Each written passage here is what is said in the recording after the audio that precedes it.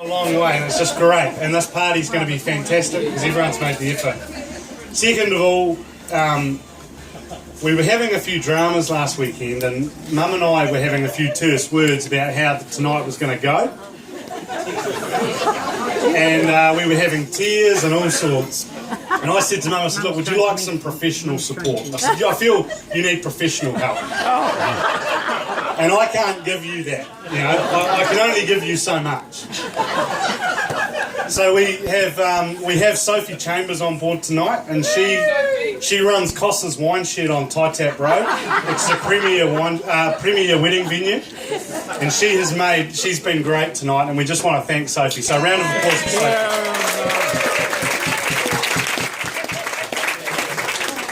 So I'm not going to talk all night. I just do want to say one thing for Mum, that she's always been, you know, really, really great.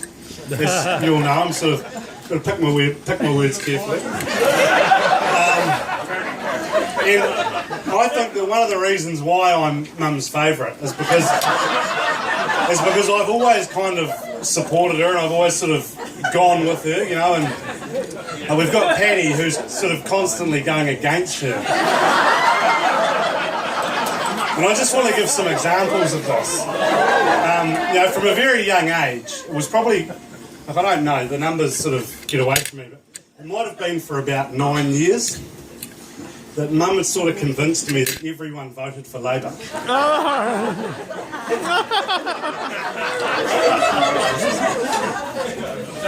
So, you know, and you know, it's only sort of now, at the age of 28, I'm realising that not everyone votes for Labour.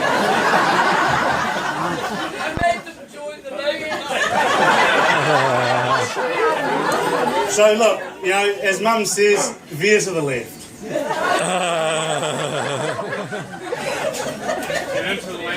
Anywho, we'll nip that in the bud before it gets too heated.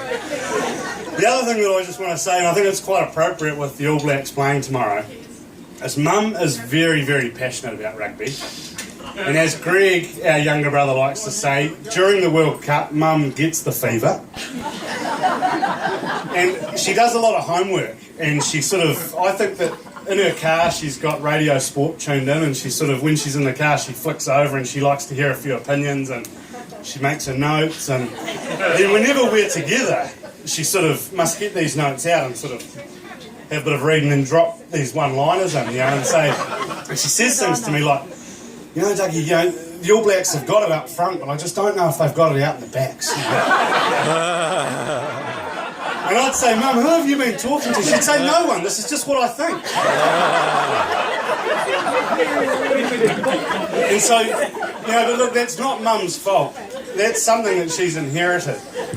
And I want to tell you a story about our grandmother. And we were in Wellington, and we must have just been wee boys, and it was when Christian Cullen was in his heyday.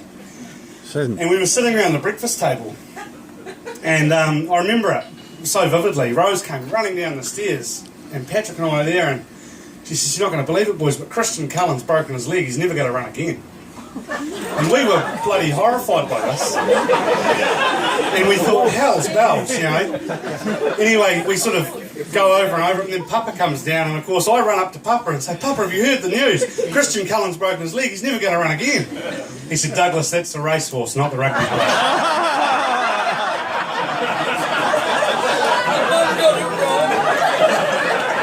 So like I say, like Mum listens to the radio and just hears snippets, Rose did the same.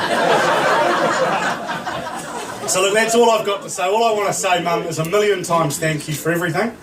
You've been great, and you know, we're missing Greg tonight, but tonight's going to be a great night. And without further ado, James and Rachel.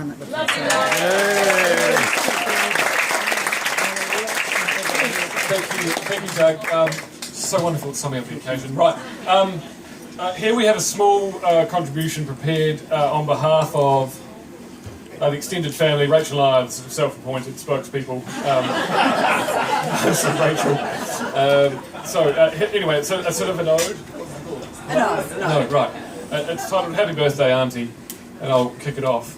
But if we had a spotlight right now, it's It'll be on you. Right, there is a tradition, one we must not ignore, where speeches are given not too long as to bore. The guests who have gathered to celebrate the life of Maryanne Coyle, mother, sister, friend, cousin, auntie, and wife. 60 years Maryanne, oh, what a ride. The first Coyle girl born to Rose Jim, their tender heart's pride. With waves of auburn hair and a wit to tame the best, it was always foretold you would better the rest. I've always said that. From Rose you inherited a wicked sense of humour, an ability to host crowds with a bit of pastry and a can of tuna. From Jim you got your poise, pride and your grace, the ability to overcome any challenge you would face. From nursing to London, 3 boys on the books, Greg, Dougie and Paddy, all inherited your good looks. Ladies. Then there is Rob, your partner in crime. You loved him so much, you married him a second time. Where is Rob? That better hand. All right.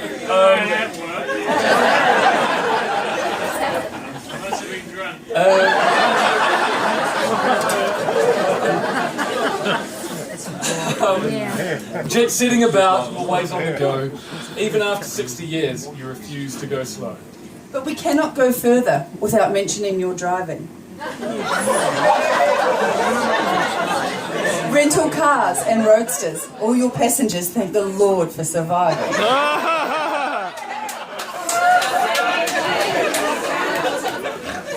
Your boisterous laugh, your side-splitting tales, your ability to uplift a room never fails. But the thing that we all agree is your most important trait is the heart you have for giving, no matter the person, time or date. That's what makes you so special in the eyes of us and others. And that's why we're all here, even when some would rather be watching the ruggers. Tomorrow morning. You are special to each one of us. Not a sentence in this poem is more true. So from all of us here, we say with love, happy birthday to you.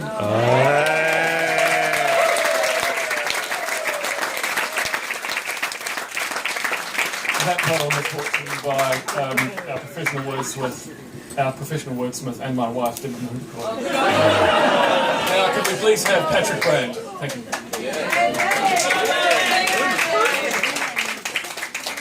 Where are you, Paddy? Oh, he's making his way up. I don't have any fill jokes prepared, so you're going to have to talk amongst yourselves.